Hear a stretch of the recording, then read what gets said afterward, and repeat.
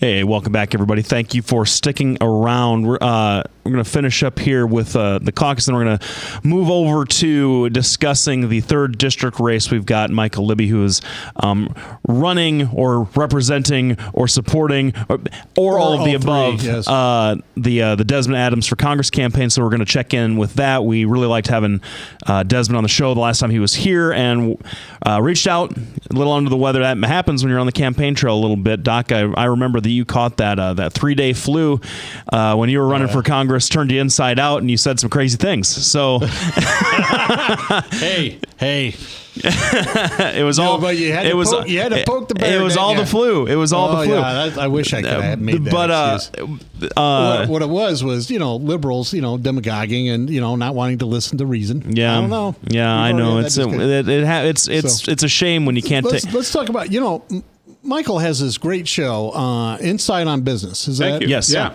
And it's a great show. I try to catch it when I can. There are times you can't check the podcast.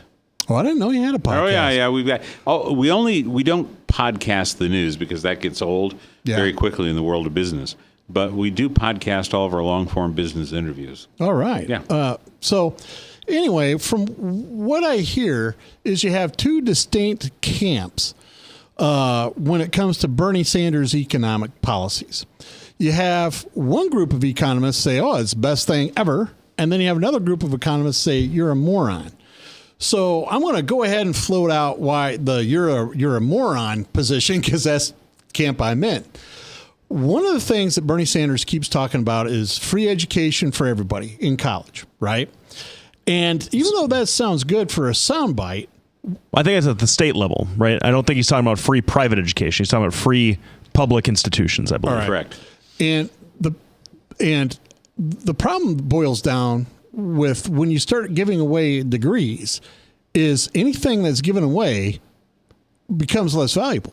I mean, that's just a basic tenet. You even have phrases that go along with that. Drive it like a rental, right? Well, it's not mine, right? So you treat it badly. One of the things that I see when I travel, particularly to the Eastern Bloc and particularly into Europe, is you have a lot of people with advanced degrees slinging burgers, working as cab drivers, because even though they have that degree, one, they don't have a way to make money with it. And two, and this is particularly true with the Eastern Bloc, you have people that become physicians, or you have people that become PhD economists, and they don't do those jobs. Or they do those jobs and they get paid, and at least in Ukraine and Russia, the equivalent of $300 a month, because there's so many doctors. Now, psychiatrists, that's a political thing, and they have a low number of specialists that would work on deformities and stuff, like spine, not necessarily spine surgeons, but surgeons that work on deformities. They have a shortage of those. So how do you defend? I mean, because I know you support Bernie Sanders. I mean, I'll follow you on Facebook. Is that true? Is that who you're supporting? Or whom I support as a personal, as an individual. Yeah, of course. But let me talk about education in general, Doc. It wasn't that very long ago that we considered 8th grade to be a good educational step. If you made it to 8th grade, you were okay. And then the government came in and they said, look, what we're going to do is we're going to subsidize education, and you need to have a high school diploma. And then we started the community college system and land grant colleges. And the government's always been in the area of education. Now, as our society continues to grow, it's clearly in our best interests to attempt to educate individuals not only in college, but also in trade schools, to give people workable skills that they can go forward and care for their family.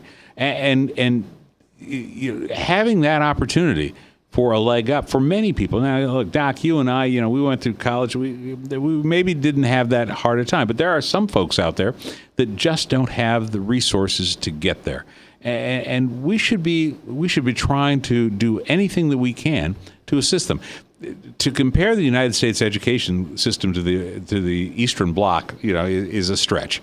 I get where you're going with that, but at the same time, today's requirements in business and in all forms of business, because of the highly technological nature of business, I think does require an advanced degree. Well, and I would, going off of that, I would guess I would push back on the notion that making state institutions or making college in general more affordable or grant more access to folks as devaluing. I mean, having more people competing for degrees doesn't devalue the degree at all. Having people meet the requirements to gain a degree, that doesn't mean that the college is going to be loosening its standards or making it easy on folks just because more people are competing. What it does do is it broadens a particular educational base so that folks that maybe have just as much talent, just as much drive, just as much ambition, but not as much access, are able to come in and make a pool of candidates a lot more. And I know this is a buzzword, a curse word on the right. Make it more diverse. Make it more broadly. Not just in terms of gender, race, or economic class, but diverse in terms of thought. You get more folks that are maybe more politically minded on the conservative side, more politically minded on the liberal side, and get away from some of the stratification that we've seen in the educational system over the last 25, 30 years. You guys are pretty heady. Doing our best, man. Yeah. Well, we got a smart guy in the studio, so we got to be on our A game. I usually bring my A game when we got one of the smarty pants guests. I'm gonna. Here's what I have seen is I have seen, and I believe Michael has seen the same kind of thing. The more the government has penetrated into the school system, the more schools pop up creating degrees that really aren't useful in the real world, that don't provide the education that you need.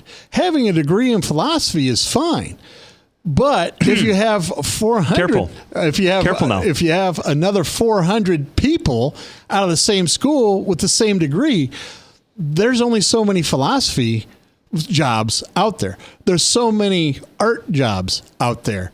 There's so many jobs that are created.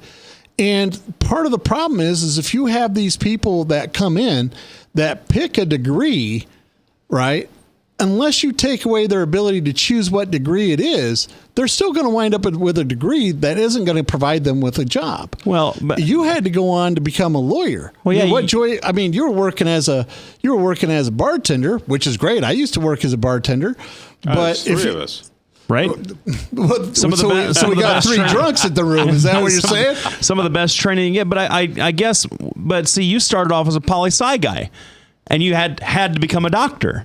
So I did because poli-sci wasn't going to get me anywhere. But that's the whole. But see, Doc, that's the whole value of and now you're reducing this from a discussion of government involvement in education to some back. We've seen some backlash to liberal arts education, and the liberal arts education that's so important.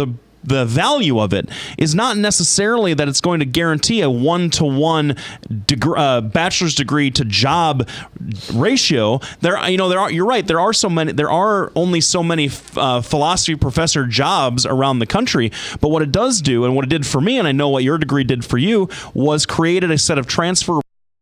Taught you how to think in a certain way that became valuable into the career path you finally ended up on. It took me a long time to decide whether or not I was going to be a lawyer.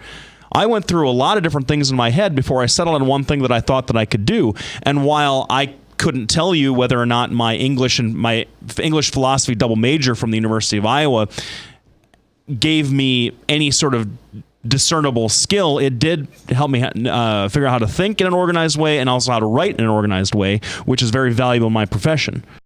All right. Well, all should have. Well, hang on. We're going to take a commercial break. We're going to take a commercial break right here, and we're going to come back because there's a couple of things I got to say to Blake.